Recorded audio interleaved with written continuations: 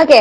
Bhojpuri cinema में अभी भी अच्छी क्वालिटी वुमेन ओरिएंटेड और स्पोर्ट्स बेस्ड फिल्मों की बहुत कमी है, इसके क्या कारण हो सकते हैं? इसके मेरा मानना है कि ये कारण हो सकते हैं कि अच्छी स्क्रिप्ट का ना होना,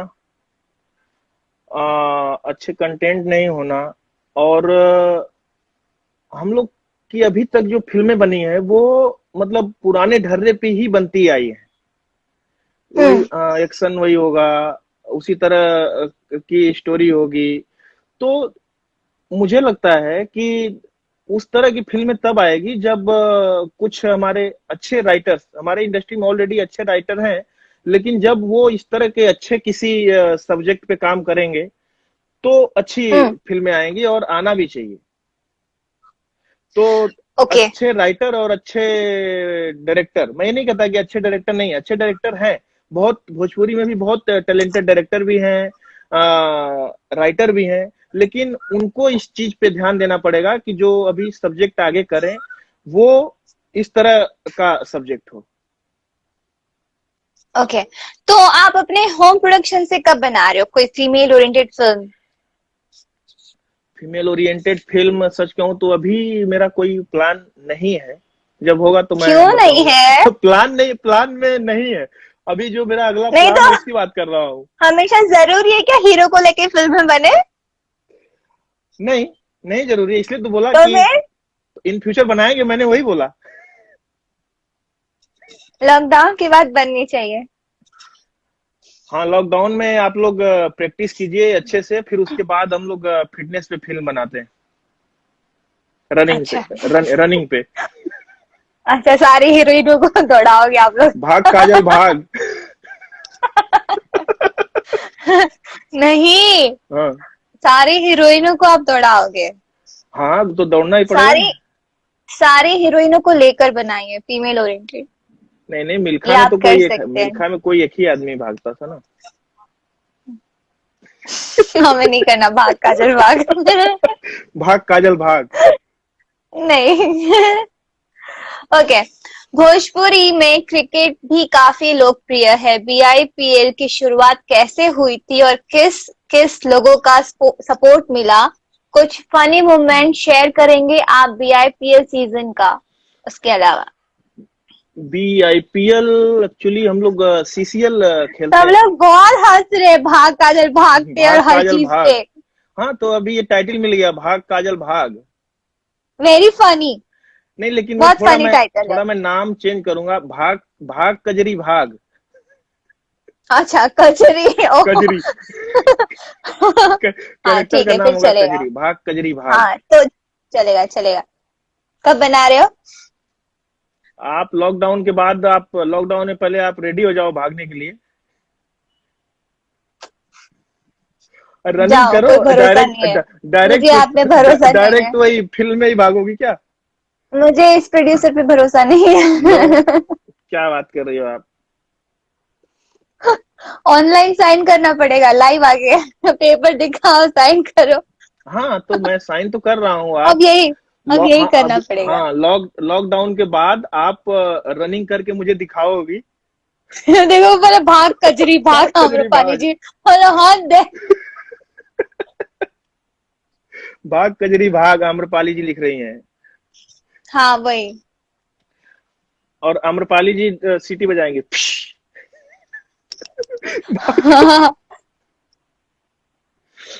सो दिनेश जी, स्टोरी रेडी है काजल, भागने का प्रैक्टिस कीजिए, है ना? ओके दिनेश जी।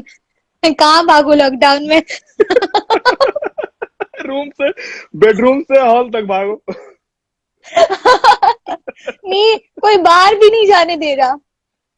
हाँ, हम्म। हाँ नहीं, बाहर तो अभी नहीं जाइए तो अच्छा है। रत्नाकर सर लिख रहे हैं, अरे भाई बंसी बिरजू। हाँ सर, हेलो रत्नाकर नमस्कार। जी। बंसी बिरजू, बंसी बिरजू। बंसी बिरजू हमारे रत्नाकर जी बंसी बिरजू के प्रोड्यूसर हैं और मस्त फिल्म बनाए हैं सर। और मैं ऑनलाइन ही रत्नाकर सर को कहना चाहूंगा कि अभी सब लोग लॉकडाउन में हैं, घर में हैं, तो बंसी बिरजू के गाने बहुत अच्छे हैं। तो कुछ एक एक गाने छोड़िए मार्केट में ताकि लोग सुने उसको। और मैं उम्मीद करता हूँ कि अच्छा। रत्नाकर जी जरूर इस पे विचार करेंगे। एडिट हो गया पूरा?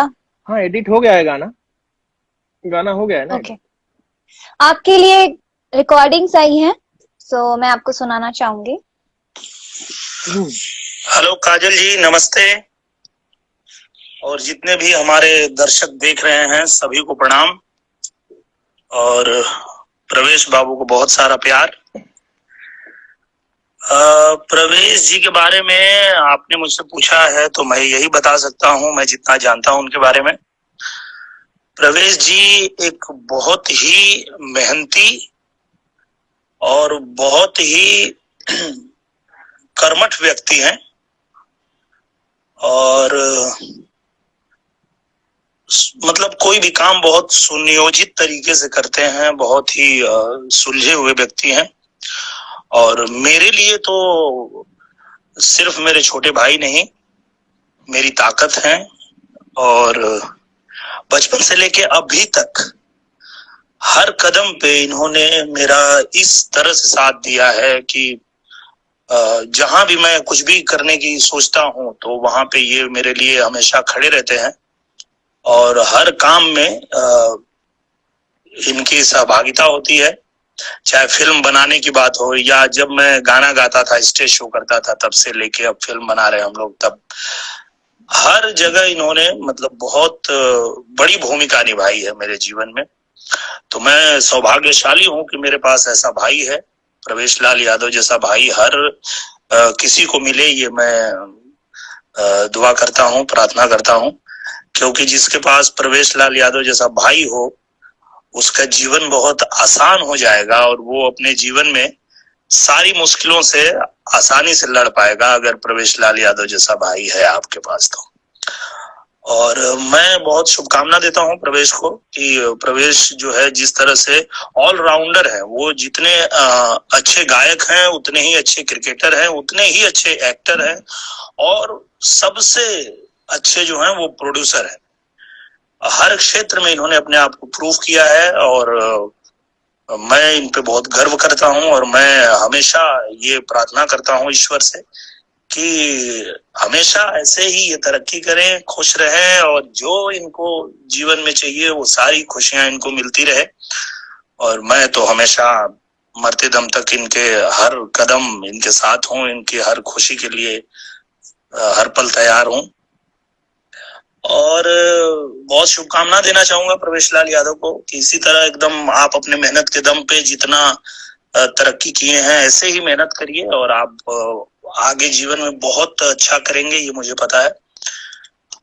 और आपने कहा कि एक फनी किस्सा कोई इनके बारे में बताऊं, तो काजल जी मैं आपको बताऊं कि बचपन से लेके अभी तक मतलब इतने सारे किस्से हैं कि मैं बताने लगूंगा तो मतलब 1-2 घंटा कम पड़ जाएगा। तो मैं उसमें से एक फनी किस्सा बताता हूँ आपको, प्रवेश जी से जुड़ा हुआ। प्रवेश जी जब कलकत्ता से पढ़ाई कर रहे थे, और मैं भी, दोनों भाई पढ़ाई कर रहे थे, और हमारे पिताजी रिटायर होके गांव आ गए, और हम दोनों भाई को कुछ दिन तक वहां रह के पढ़ाई करना था।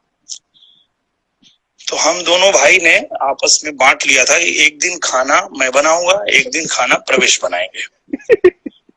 तो जिस दिन खाना प्रवेश को बनाना होता था, ये पूरा बकायदा दाल चावल रोटी सब्जी सब बनाते थे। और जिस दिन मेरी बारी होती थी, मैं पूरा भर के एक कढ़ाई सूजी का हलवा बना देता था, और दिन भर वही हम दोनों भाई खाते थे। और प्रवेश जी को पता होता था कि हाँ अब इनकी बारी है तो ये हलवा बना के छोड़ देंगे। पर इनकी बारी जब भी आती थी तो फिर ये पूरा खाना ही बनाते थे। और बहुत सारे किस्से हैं इनका। एक और बहुत फनी किस्सा है कि जब वहां से पढ़ाई करके गांव आए, तो गांव में ये बीए कर रहे थे। तो स्कूल जाने का जब समय होता था तो ये पूरा तैयार होकर के, और घर के बाहर, हम लोग का घर सड़क के किनारे ही है, तो सड़क पे खड़े होके और इंतजार करते थे कि बस आएगी और उससे हम स्कूल जाएंगे।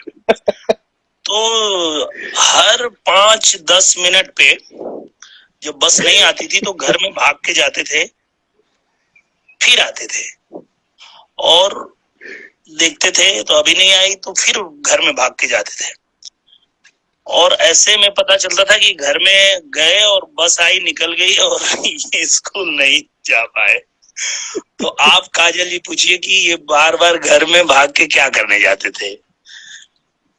ये अच्छा क्वेश्चन मुझे लगा कि आप पूछेंगी तो प्रवेश भाई बताएंगे तो सबको पता चलेगा।